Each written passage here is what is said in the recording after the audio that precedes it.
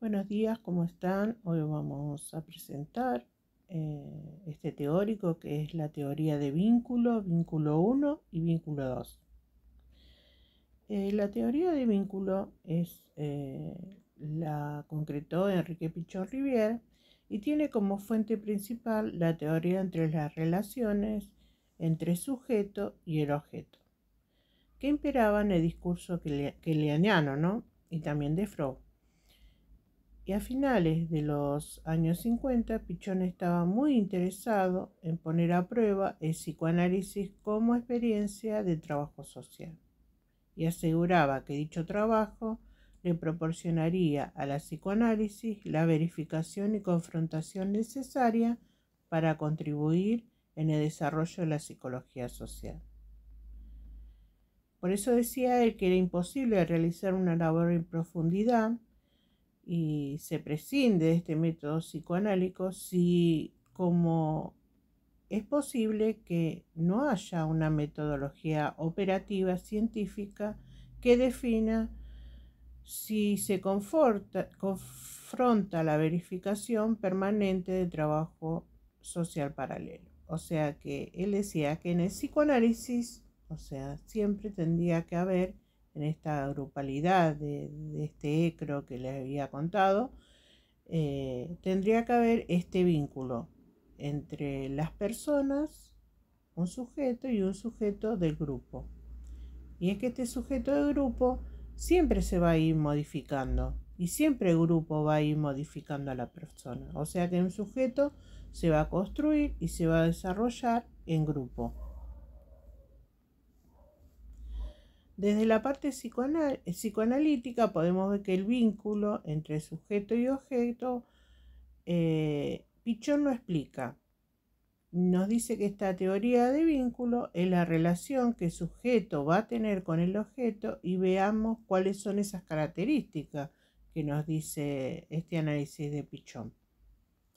El análisis dice que para la psicología y el psicoanálisis es la relación que tiene sujeto y sujeto, que esto también nos modifica, pero el análisis que hace Pichon en relación entre sujeto y objeto, porque esta relación es bidireccional, o sea, por la modificación del objeto y sujeto y viceversa, sujeto y objeto. O sea que Pichon Rivière nos dice que un objeto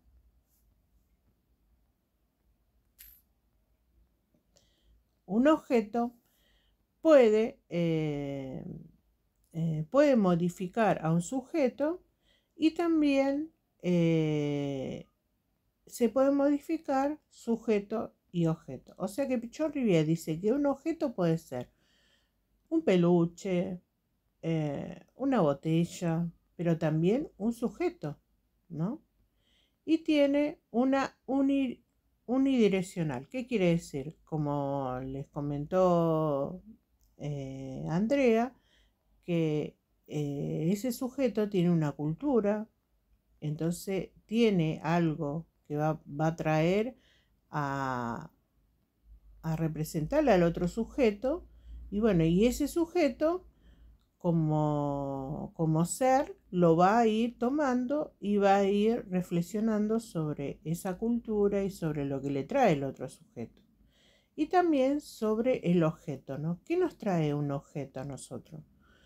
Y nos trae esa forma de contención, ¿no? Algunos chicos, como Melanie Clay decía, que ese objeto podía ser ese objeto de contención. También lo dice Winnicott, que ese objeto de contención puede ser su madre, después de su madre, después de los 3 años, puede ser el peluche, la almohada, el chupete, la mamadera. Entonces todos esos objetos van a ser objetos de contención. Y cuando nosotros nos vamos relacionando, por ejemplo, un niño en las escuelas, el niño se va conformando su propia identidad y va cambiando con otros sujetos de su edad, con niños de su edad. Entonces, esta relación entre sujeto y sujeto y sujeto y objeto tiene una afectación, ¿no? O sea que no es estética, es direccional, ¿no? Va haciendo un círculo, una dialéctica, que nosotros nos vamos a ir modificando y sacándonos y vamos sorteando obstáculos, dice Pichon Rivière, con la ayuda de qué? De ese sujeto, de ese objeto, porque siempre va a traer una modificación en nuestro ser. Para definir objeto, el estudio de la psicología social, como el estudio de los afectos subjetivos que tiene el encuentro con el otro, en la medida en que toma como modelo ideal el auxiliar o semejante al objeto. O sea que siempre cuando nos encontramos con un objeto va a haber un amor, un deseo, un rival, un enemigo. Por eso Melanie Klein nos decía que ese objeto puede ser una relación positiva o negativa para el sujeto, ¿no? Para el bebé primero Melanie Klein. Después Winnicott nos viene a decir que ese objeto transaccional va a ser hasta que nos moramos. O sea que siempre va a haber algo que nos modifique a nosotros. Como vimos en la introducción, en el estudio de la masa que empezó con Freud y Carl Lewin, ¿se acuerdan que Freud hizo el estudio de las masas y Carl Lewin lo trajo al estudio a la psicología social que hizo en Estados Unidos? ¿Qué decía él? Que personas de la propia cultura que están en una guerra pueden modificar, ¿no?, esa opción de convivencia, de fuerzas positivas, ¿no?, para ganar una guerra. Como vimos viendo, desde cuando nos adicionan, ¿no?, los vínculos, desde los momentos de que nuestro yo se va relacionando con el otro. Y esto produce cuando nos alejamos de la placenta de nuestra mamá, ¿no? Y vamos a tener esta etapa de la protodepresión. ¿Qué quería decir esta protodepresión? Es esa depresión que el niño tiene cuando sale de la placenta, o sea, cuando sale a la luz y tiene una placenta psicológica. ¿Por qué esta placenta psicológica? Porque empieza a convivir con el medio, con la mamá, que no le trae su alimento, que antes cuando estaba en la panza no necesitaba llorar. Entonces eso le trae al niño esta depresión. ¿Por qué? Porque el niño empieza en la panza tenía todo ahí a mano, cuando tenía hambre comía, cuando quería chuparse el dedo se chupaba, cuando se quería tocar el pie se tocaba. En cambio, cuando sale, esta protodepresión empieza con el llanto del bebé, porque yo ya tengo que llorar para que me den de comer. Tengo que llorar si estoy mojado. No está mi mamá atenta a mí todo el tiempo. Ese es el despegue de la mamá con el niño, ¿no?, el afuera.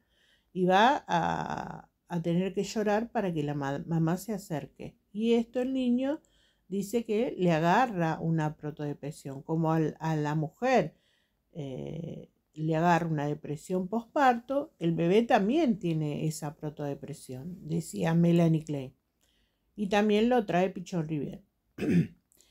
Pichon desarrolla esta teoría del ECRO, el esquema conceptual referencial operativo, ¿para qué? Para que el ECRO, que nosotros vamos estudiando, o sea, el esquema conceptual, que es la teoría, que es la relación que nosotros vamos a tener con la teoría, lo que nos va a modificar la teoría, va a conformar este ECRO. Y lo referencial operativo, la referencia es lo que nosotros sentimos, lo que nosotros pensamos, lo que nosotros hacemos. Y que después va a salir a la luz en este operativo, ¿no? en esta hora operativa que tenemos para relacionarnos con el grupo y para ver, poner en la olla, ¿no? Estos saberes que nosotros traemos, ¿para qué? Para ir modificando a otras personas y a nosotros mismos también. Porque acuérdense que el sujeto también es un sujeto interno, ¿no? Y, o sea, nosotros también somos unas personas que tenemos una cultura, una forma de ser, y cuando nos relacionamos con este objeto que es el sujeto, va a modificarnos a nosotros internamente. Y este concepto dice Pichon que toda operatividad, que es lo conceptual, no se refiere solo a la teoría, sino a lo que tomamos en la teoría cada uno, en la práctica, o sea, nuestra subjetividad. Estos fenómenos sociales, o sea, que vamos todos, vamos a aprender de la subjetividad de cada uno, porque cada uno va a traer su saber, cada uno va a traer su experiencia de vida en el grupo, y ahí nos podemos ir modificando, ¿no? Internamente. Y esto va a traer una influencia en el modo en que los posicionamos cuando el objeto, pero ¿qué objeto? Pichon nos dice que todos somos objetos, por este vínculo complejo de la biocorporal y la triopersonal. O sea, ¿qué quiere decir? Que el sujeto se va transformando con el dibujito de este sujeto, y este sujeto a la vez tiene una cultura, la cultura interviene sobre el otro sujeto y va a ir modificando. Este contacto físico también que tenemos en la operatividad, por ejemplo, si hay una discusión, no vamos a querer cambiar nosotros, vamos a querer que el otro cambie. Pero ¿por qué tiene que cambiar el otro, no? Si supuestamente es nuestro discurso y el discurso se tiene que escuchar, ¿por qué quiere cambiar el otro? Porque está en juego mi subjetividad y mi realidad triopersonal, ¿no? Que estaba sujeto, cultura, ¿se acuerdan? Porque este juego de esas vivencias, una relación de madre, padre o hijo, ¿no? Bueno, yo pienso que mi hijo hoy se portó mal, pero mi papá dice que no. ¿Por qué? Porque ellos viven en su mundo, sus propias experiencias y su aprendizaje. Tal vez a esos hijos les faltará aprendizaje, pero casi nunca va a coincidir con su padre. Pero por ejemplo, si algunos de sus padres con los que convive todos los días van a la escuela con sus amigos o van a la esquina, ellos van a poder ver la realidad de su hijo, pero tampoco van a poderse sentir en ese hijo, porque su hijo va a tener su propio sentir, su propia subjetividad, y no van a poder interrelacionarse, porque los niños siempre van a estar, por ejemplo, van a pensar lo mismo que sus amigos, y sus padres van a pensar los mismos que sus padres. No va a haber dos pensamientos iguales. Yo tengo una edad como padre, tengo mi experiencia de vida, mi cultura, y mi hijo va a tener otra cultura, otra experiencia de vida.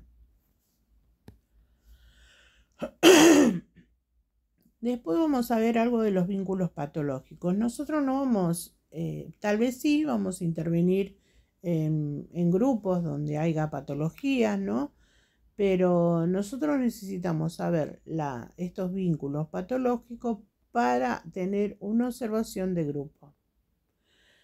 Por ejemplo, el vínculo paranoico es este tipo de vínculos que pueden aparecer en conductas agresivas o desconfianza o reivindicando algo de otro. Por ejemplo, el otro me trae recuerdo de tal cosa, de esa, pero no solamente el vínculo con el otro, el vínculo con los olores, el vínculo con el objeto, con la textura.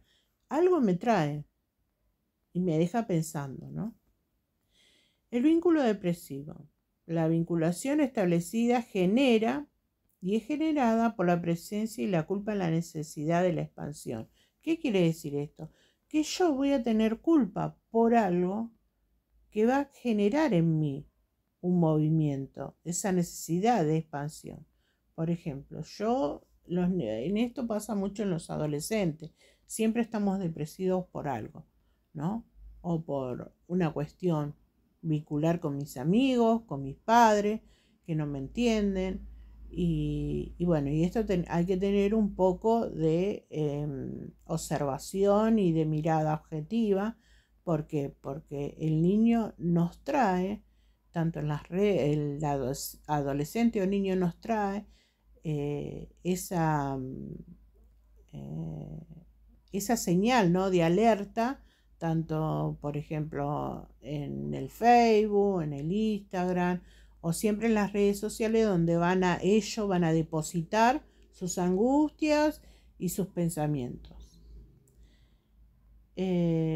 Después está el vínculo maníaco, la relación que se establece debido a la expansividad emocional, o sea que ya no va a una depresión, sino que va a un maníaco depresivo, ¿no?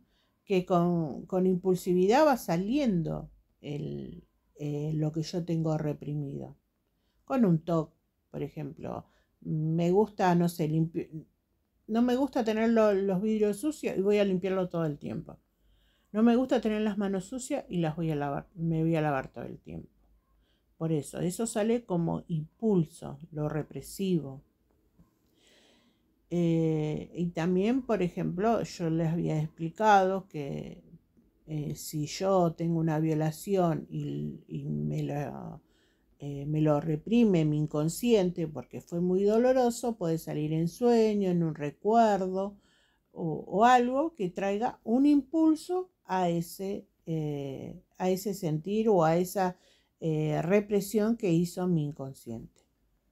Este vínculo esquizofrénico puede ser la característica por una elevada presencia de aislamiento de la realidad. Por ejemplo, yo pienso que mi papá me está haciendo daño, ¿no? Y es la realidad que yo veo, porque faltan neurotransmisores que pueden dañar esta presencia yoica, ¿no? Y puede transigir entre mis pensamientos y mi manera de actuar. Esto que se relaciona como esquizofrénico, las personas esquizofrénicas viven su realidad, piensan que lo que están viviendo es real y es doloroso para ellos. Entonces, esta ausencia de realidad es una característica de vínculo psicopatológico. Según Pichon-Rivière, es propio de la esquizofrenia y de otros trastornos psíquicos, que va desvinculando al yo y a su realidad. Y puede aparecer en las agrupaciones y en otro tipo de vínculos, ¿no? Por ejemplo, puede aparecer en la grupalidad, como dice Pichon, pero también puede haber otros tipos de vínculos, como familiar, como los amigos. Después está el vínculo obsesivo. Las relaciones propias del vínculo obsesivo supone al menos uno de los individuos vinculados pretende mantener un control sobre el orden de la relación del otro. O sea, yo pongo mis ansiedades, un ejemplo, yo quiero que me termine la clase. O yo quiero que quiero que mi marido termine mi casa o que me arregle una canilla del agua, pero si él no sabe, ¿cómo quiero que me termine una clase o me termine me arregle una canilla del agua o me arregle mi casa, si él no sabe. Entonces, esos vínculos es la ansiedad que yo tengo que le deposito al otro. Y esa ansiedad se convierte en control. Yo quiero que hagas esto, yo quiero que hagas el otro. Y si el otro no sabe, ¿qué puedo hacer? A veces las mamás cometemos el error de decir, yo quiero que me lave bien los platos, mi hija. Pero no le enseño a lavar los platos. No le enseño que se necesita tanto detergente, que se necesita lavarlo así, que se necesita limpiar así. Y nosotros pasamos nuestra ansiedad, o sea, lo que nosotros queremos que ella haga, pero no le enseñamos. No nacemos sabiendo. Nos tienen que enseñar los pasos necesarios para aprender. Acuérdense que el individuo no nace sabiendo, necesita un otro para un aprendizaje. Y la Gestalt también nos da otra vista de vínculo, ¿no? Esta teoría nos dice que la suma de las cosas es un gestaltum, es decir, que es un continuo proceso de formarse, ¿no? Una suma de las partes, o sea que yo hoy aprendo una cosa, mañana aprendo otra, pasado aprendo otra. Y eso va a verse también por mi percepción. Acuérdense que yo veo una cosa, el otro ve la otra y la otra lo ve de otra forma. No siempre vamos a ver un teórico de la misma manera, no siempre vamos a comprender, no tiene que ver el aprendizaje como se dijo en el grupo. A veces el aprendizaje puede tener mucho aprendizaje la persona, pero esto va a lo que uno siente con el teórico, a lo que uno expresa con el teórico. No vemos si uno tiene un terciario o si uno tiene un primario.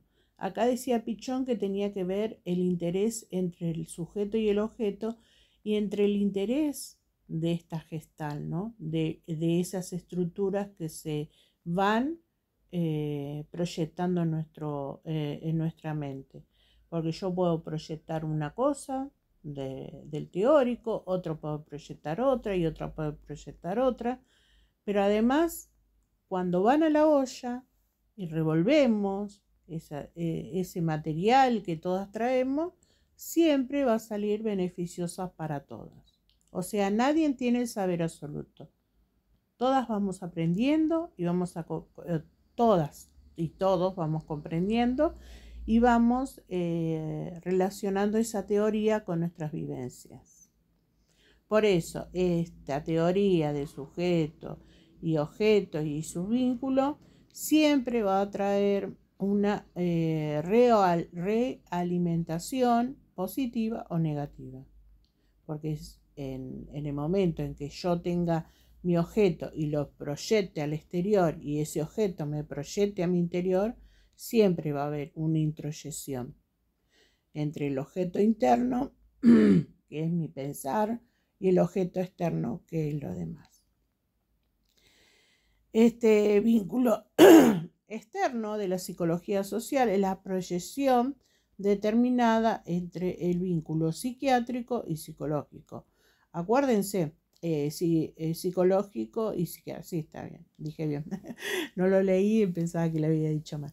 Bueno, esto siempre va a traer, ¿no? En cada persona, en cada grupo, siempre esta observación psicológica y psicoanalítica.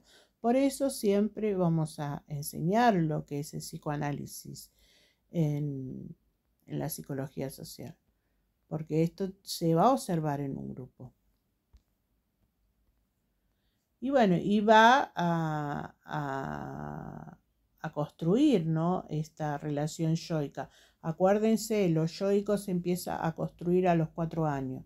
Nuestro yo primitivo, ese yo primitivo, va a ir cambiando a la medida que yo me vaya interrelacionando con los sujetos, tanto sujeto-objeto o objeto-sujeto. Entonces esto va a ir formando mi estructura yoica. Por eso los jóvenes se construyen su estructura yoica con sus pares. Nunca van a dejar que sus padres estructuren ese yoico, ¿no? Por eso hay no hay una relación entre padre e hijo como tiene un joven con un par. Bueno, hasta acá es la teoría, espero que hayan entendido y si tienen alguna pregunta o algo me la pasan en el grupo. Un abrazo a todos.